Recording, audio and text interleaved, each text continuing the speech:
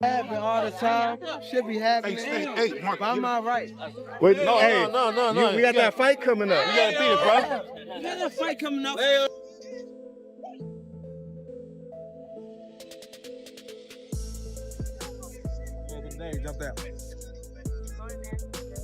That's a nigga that just fought. The real. What happens when one of boxing's biggest stars, Gervonta, Tank Davis, fresh off a fight controversy, suddenly ends up in a hospital bed? Not from an opponent in the ring, but because of Jake Paul backstage. That's right, Tank Davis, once seen as untouchable, was struck by Jake Paul behind the scenes. Now the whole boxing world is buzzing. The craziest part? Tank has finally spoken from the hospital about what really went down. Let's break it down. I'm sorry. I'm just in a silly, goofy mood. Here's how it started. After a press event fueled by Jake Paul's trademark trash talk, chaos broke out backstage. Witnesses say Jake got in Tank's face, mocking him as washed up and chasing YouTuber money instead of real fights. Fired up, Tank stepped forward. Because that's who he is. A man who never tolerates disrespect. Gervonta Davis just posted that he would beat the brakes off of you if you guys fight. Yeah, I mean, I'll be down. Let's run it. Like, I'll be super, super down. I don't know if Gervonta needs Jake Paul. Let's be clear, right? is there a height limit in boxing? But instead of backing off, Jake threw the first punch.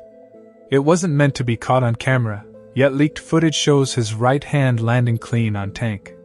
The shocking part, Tank went down. Security jumped in right away, but the damage was already done.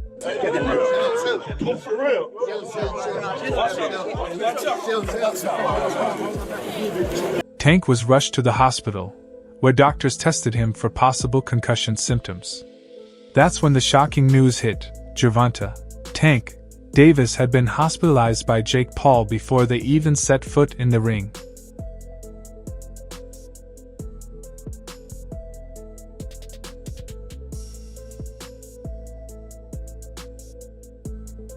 From his hospital bed, Tank finally spoke out. His tone was calm, but the frustration showed. He said, "This isn't over. Don't think one punch changes anything. I'll handle this in the ring. That's a promise." He admitted he didn't expect Jake to actually swing backstage, a surprise, considering Jake thrives on chaos. Tank added he's fully focused on the upcoming fight, but the fact he now has to reassure everyone he's fine after being clipped by Jake Paul is already taking a toll on his image. Clown. Yeah. He's a clown. Would you look at it as a joke if your team was like, yo, we want you to fight Jake Paul? Would you be like, come on, man? I laugh at him. I feel as though in my career I can't do that right now. Why I say that? Because I ain't put in enough work. Like I'm not a Floyd Mayweather. I ain't no Manny Pacquiao or no Canelo. You know what I mean? I still got actually work to put in. That's like me in the 8th grade trying to like do something like out this world to somebody that's already did that schoolwork and shit like that. So I think that I actually still gotta have my foot on the gas as far as boxing. Like, you gotta completely take over and prove like, that. Take this, Like, if I do that right now, they gonna look at me as a joke just as well as they look at it. Let's pause here, because this is where things get serious. What is Tank Davis really doing? This is the same fighter once hailed as boxing's knockout king, the star Floyd Mayweather groomed to be the sport's next face. And now, he's lying in a hospital bed because of a backstage altercation with a YouTuber. Tank is done. Tank is hung him up, shoes off, get the bag, put a plaque up, he done. Tank is done. When you say done, you mean like not fighting anymore? Tank is checked out mentally. Tank is gone mentally. Tank looking for the big bag of Jake Paul, Pacquiao, something sort, and he's looking to, hey, I'll see you later. Tank is standing. He's not gonna fight Shakur Stevenson at all. At all. I don't care how much money Turkey offered, give him 4 Lamborghinis, whatever. Tank ain't taking that fight. It's hard to admit, but Tank just isn't the same anymore. Back then, he faced dangerous opponents, built his legacy, and proved himself every time he stepped into the ring. Now, it seems like he's only chasing paydays. Sure, every fighter wants big money fights, but Tank is outright dodging the ones that count. The clearest example is Lamont Roach, because let's not forget, Roach gave Tank a humbling loss in their first meeting. Got in his eye, but they should have countered it. They would have countered it, it would have went to Lamont Roach. What I didn't like about Tank, he was gassing up Lamont Roach way too much, and he was already talking about like retiring. He was a little distracted in the fight. That wasn't the same Gervonta Davis we're really used to seeing. It just lets you know how corrupt like these governing bodies are, bro. If that dude took a knee, not only did he take a knee, he said, hold on real quick. Let me get this out of my eye. How is that not a point? Like, you know, funny thing, bro, that's why I cut my braids off. I had braids, and I had the same thing. I went through the same shit. When I fought Andre, that shit was burning my eye, so I cut that off. Tank was expected to dominate, but Roach proved otherwise. He took Tank's best shots, held his ground, and exposed Tank's flaws.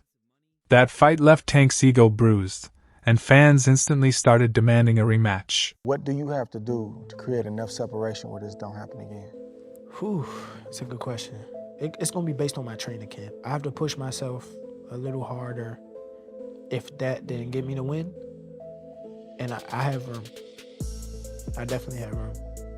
I'm not gonna lie, I have room. You believe you fought the best Gervonta, or do you think he got some more gears? 100% full fact.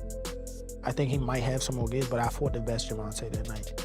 I don't want people to get it misconstrued or whatever the case may be. He's a hell of a fighter. Hell of an IQ, great punching power, good speed, and a really good boxing ability. A lot of people underrate that.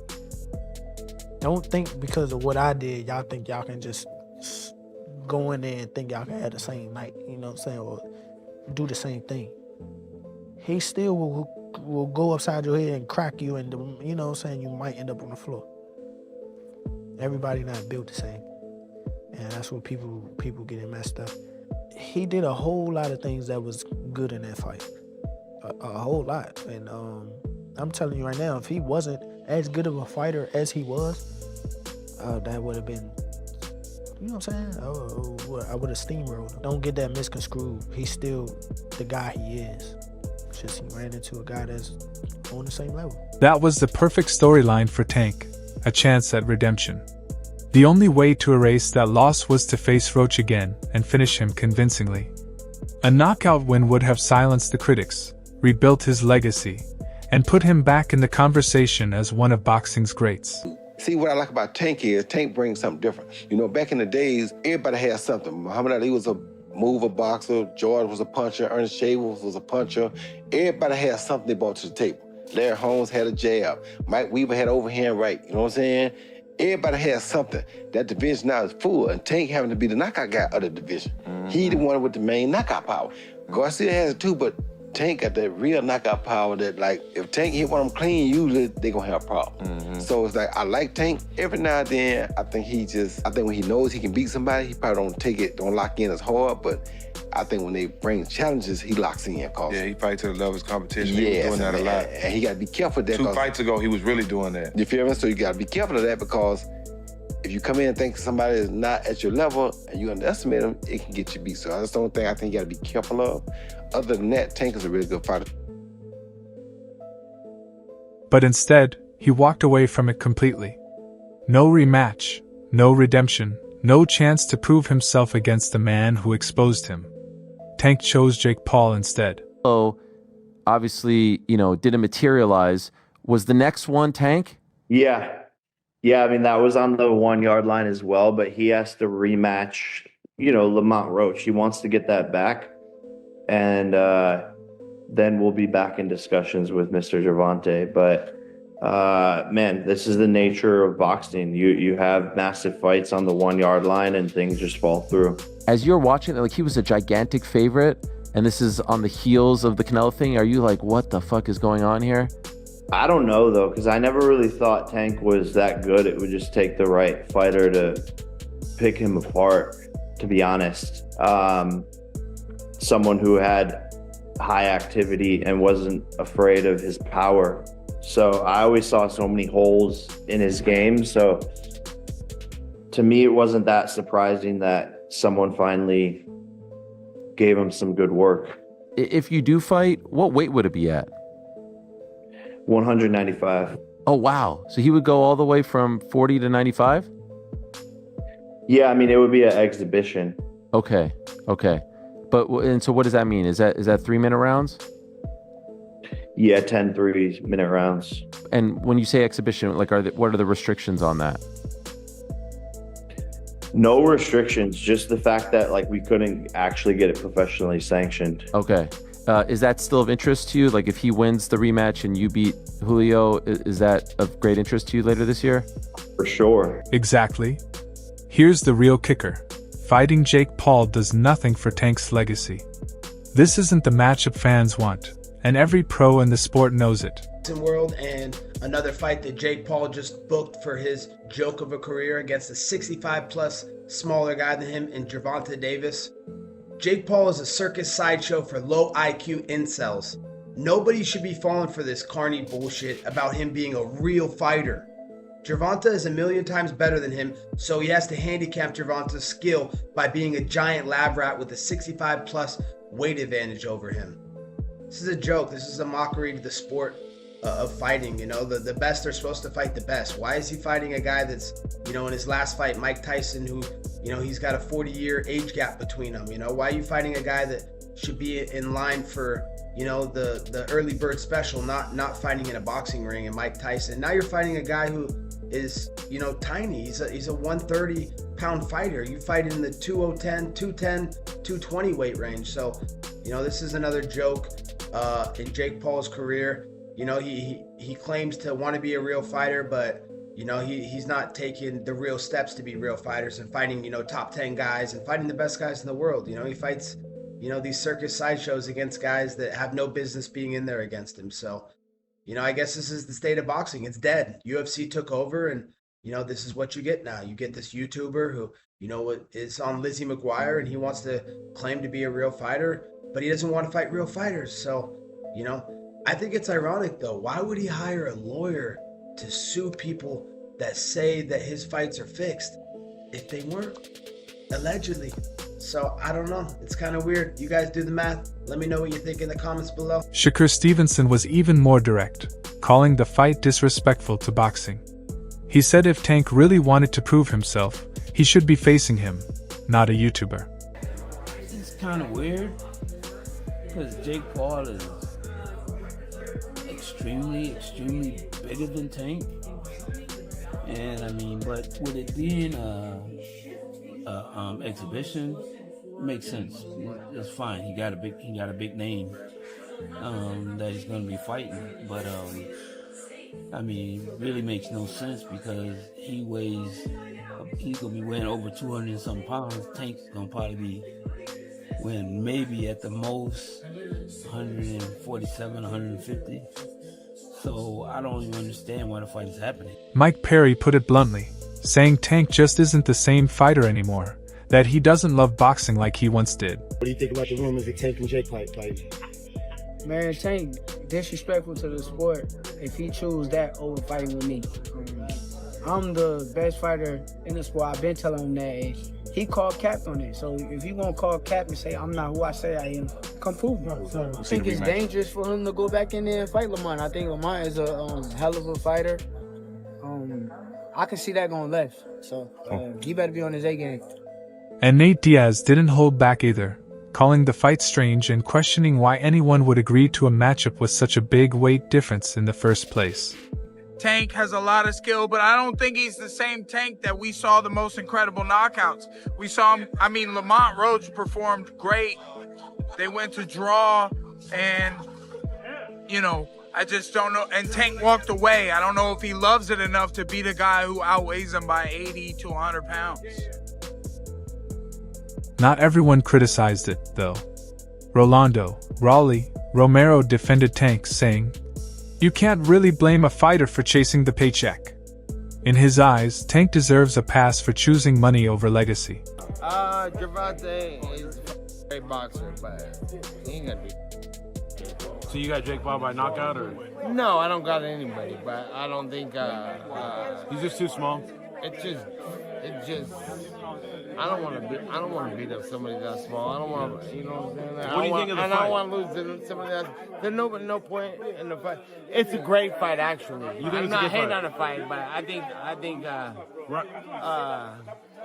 My thoughts on it is let's watch and see what happens. Ryan Garcia said that boxing's turning into WWE. Yeah, that's, with that type of matchup. What do you agree? Last thing, White House card, like he said, you want Conor McGregor? Yeah, but the whole thing's on WWE. So right. It's like, at least that's happening and getting something to talk about, something to watch. And I'm looking forward to that fight. Teofimo Lopez backed him up, praising both fighters for securing a massive payday and reminding everyone that boxing is a business. If fans are willing to pay, why not cash in? But for Tank, this choice clearly shows he's chasing money over legacy. The real danger comes if he loses. Going from the most feared lightweight to being knocked out by Jake Paul would be career suicide.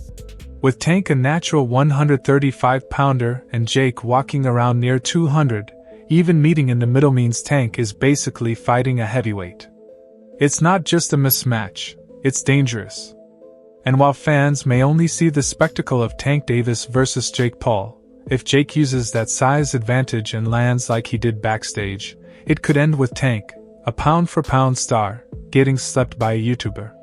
Once that image hits the internet, there's no coming back from it. Doing what they feel is best for them. It's the same way Roach feels Tank is the best option for him. Same way that Stevenson thinks Tank's the best option for him, or like all that stuff, right? At the end of it, bro, we just want to do what's best for ourselves, right? Facts. Right or wrong? Facts. So just do what's best for you. This is why many believe Tank should consider hanging up the gloves if this backfires. He built his name as Floyd's protege, the knockout artist who could end fights with one punch. But if his career closes with chasing YouTubers, dodging real challenges, and getting dropped by Jake Paul, that's not a legacy, it's a downfall. That's Roach, and he wanted that Jake Paul fight, which I think Jake Paul would have beaten. Jake is way too big. Tank is 5'5", 135, soaking wet. Y'all think Tank is too small for 140. He ain't beating no heavyweight.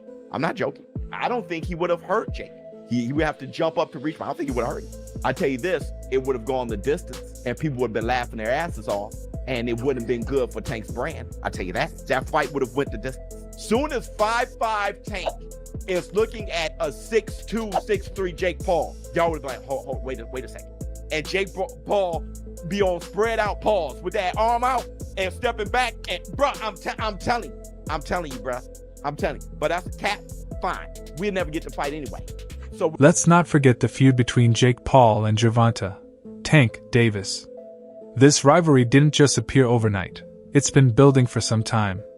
The tension really spiked after Jake's fight with Mike Tyson. Too far. Jake Paul is taking on Gervonta Tank Davis in an exhibition bout this November. The fight will be taking place in Atlanta between the cruiserweight and the 135-pounder. Nearly a 100-pound difference between the two guys. This is absolutely insane. Let me know what you guys think about this in the comments. Tank wasn't having it.